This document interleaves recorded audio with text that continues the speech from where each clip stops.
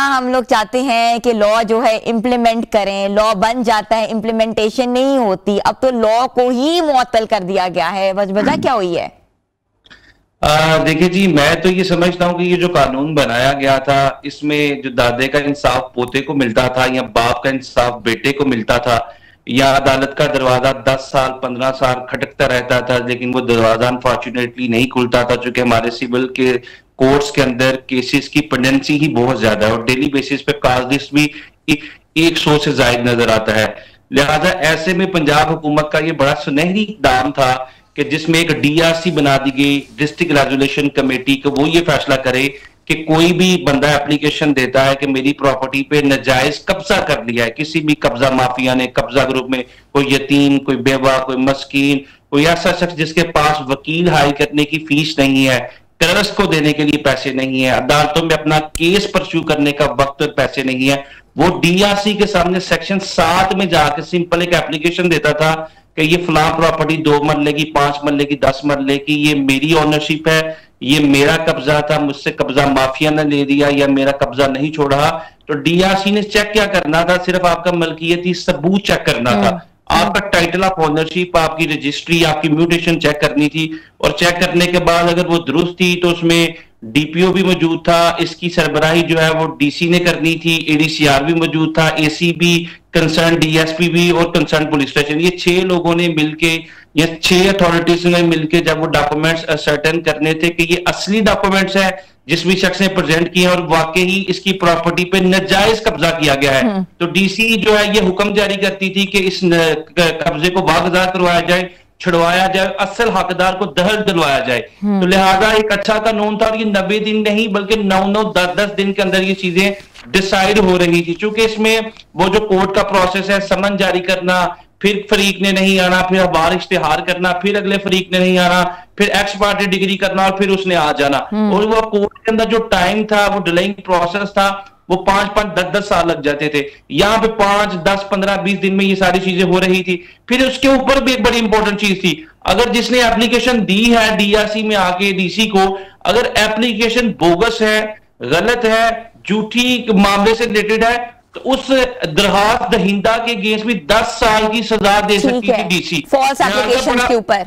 ठीक है जी जी, उस एप्लीकेशन के ऊपर। और last but not the least, कोई भी शख्स ये समझता है कि मुझे मेरे घर से जो है वो निकाल दिया गया और किसी दूसरे शख्स को कब्जा दिलवा दिया गया, वो क्या करे? इसी कानून के अंदर एक स्पेशल ट्रिब्यूनल बनाया गया था पंजाब लेवल का, जिसमें हाई कोर्ट के रिटायर्ड जजेस होंगे या सेशन जजेस, रैंक्ड जजेस उसके अंदर रखे गए थे कि वो फैसला करेंगे कि अगर डीसी कोई गलत फैसला करती है, कहीं पे रिश्वत लेती है, कोई पैसे लेती है, कोई गैर कानूनी फैसला करती है, तो वो उस फैसले को कालअदम करार दे सकते थे। उनके पास भी 90 दिन का टाइम था। इट मींस के समरी प्रोसेस था। आयन का आर्टिकल 38 डी इस चीज की गमाजी कासियत तर्जुमा नहीं करता है कि पाकिस्तान में स्पीडी और फास्ट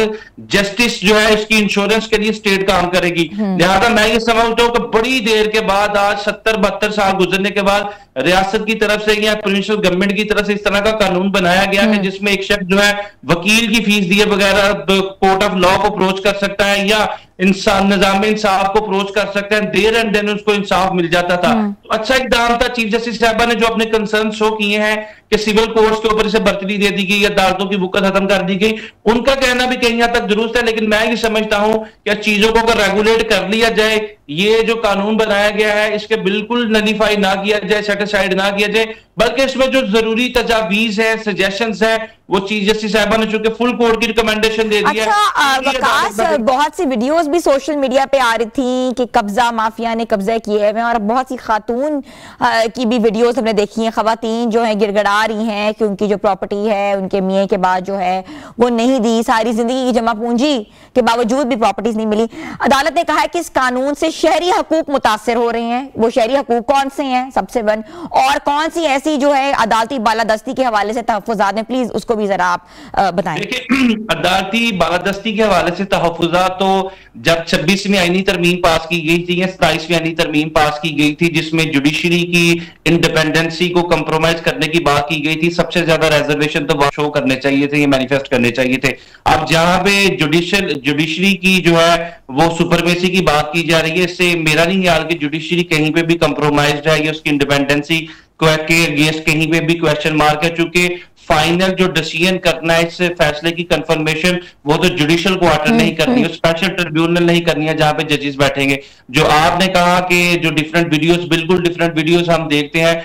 किसी भी शख्स की प्रॉपर्टी के ऊपर कब्जा कर लिया गया है तो उसमें अदालत का जो प्रोसेस था वो बड़ा प्रोलॉन्ग प्रोसेस था, और अदालत भी डेफिनेटली वो लीगल प्रोसेस को फॉलो किए बगैर अगर किसी के अगेंस्ट फैसला सादर करती है तो right to fair trial article 10A की खिलाफ वर्जी है। तो मैं ये समझता हूं कि ये जो DRC का एक समरी प्रोसेस ऑप्ट करने की बात की गई, बेसिकली ना सबसे इंपॉर्टेंट बात ये है कि जो रजिस्ट्री कौन करता है, एक शख्स की जो टाइटल ऑफ ऑनरशिप है वो कौन ट्रांसफर करता है, वो एक असिस्टेंट कमिश्नर करता है। जब उसे किसी भी डिस्ट्रिक्ट में AC रजिस्ट्रार अर्बन या रूरल लगाया जाता है तो वो शख्स जो है किसी भी शख्स की म्यूटेशन है या उसकी रजिस्ट्री है या उसका इंतकाल है, उसका ट्रांसफर है, वो सारी चीजें देख रहा होता है। ये रेवेन्यू ऑफिसर ये सारी चीजें देखते हैं। इस कमेटी के अंदर एक और चीज जो पूछना चाह रही हूँ कि अदालत के रिमार्क्स में पटवारी कल्चर है और जो असिस्टेंट कमिश्नर के किरदार पर भी बहुत से सवाल उठाए हैं, वो क्या है?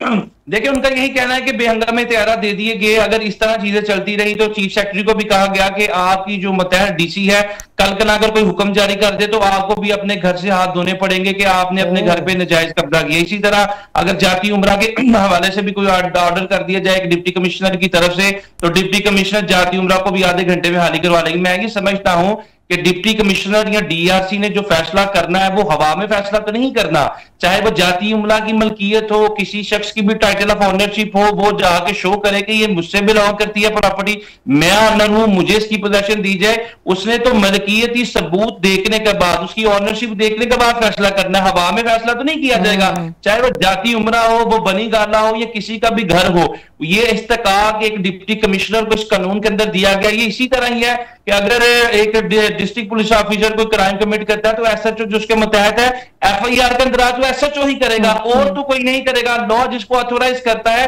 वही वो पावर एक्सरसाइज करेगा। लिहाजा DC को ये जो पावर्स दी गई थी 90 दिन का समरी प्रोसेस है, 90 दिन नहीं बल्कि 9 दिन के अंदर कब्जे दिए जा रहे थे। एक अच्छा कानून था, अच्छा कानून, आसानी कर रहे थे लोगों के लिए, मगर मतलब कि वही वाली बात है ना कि अपने लाले पड़ गए।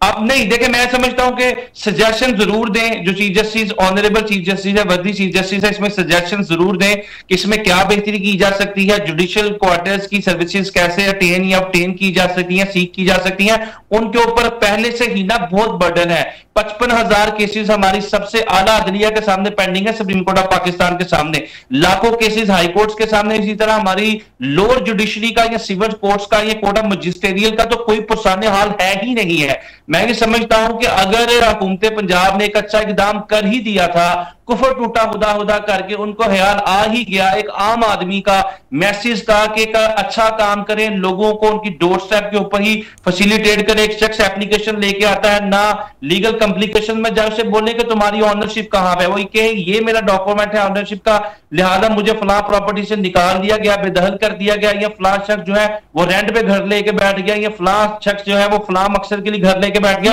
अब हाल ही नहीं करता, मुझे हाल ही करवा के दिया जाए। इनके पास वो फोर्स, अच्छा उसके ऊपर स्टे भी हो जाता है, पहले तो स्टे हो जाता था।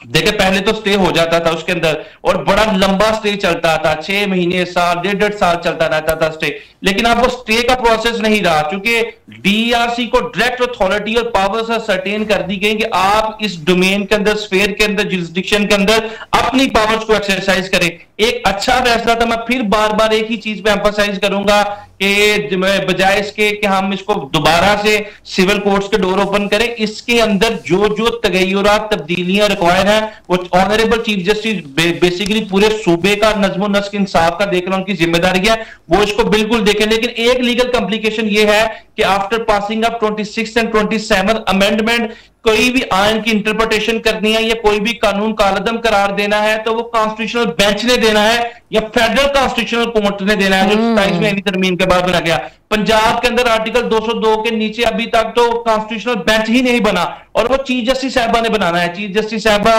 कॉन्स्टिट्यूशनल बेंच बनाए। कॉन्स्टिट्यूशनल बेंच जो है आयन से रिलेटेड मामला को देखें कि अगर ये आयन के आर्टिकल 23 और 24 के खिलाफ है, अगर किसी शख्स का जो प्रॉपर्टी का राइट्स है, उसकी प्रॉपर्टी की प्रोटेक्शन है, उसकी तहफ्फुज़ जो है वो होता है तो वो कॉन्स्टिट्यूशनल बेंच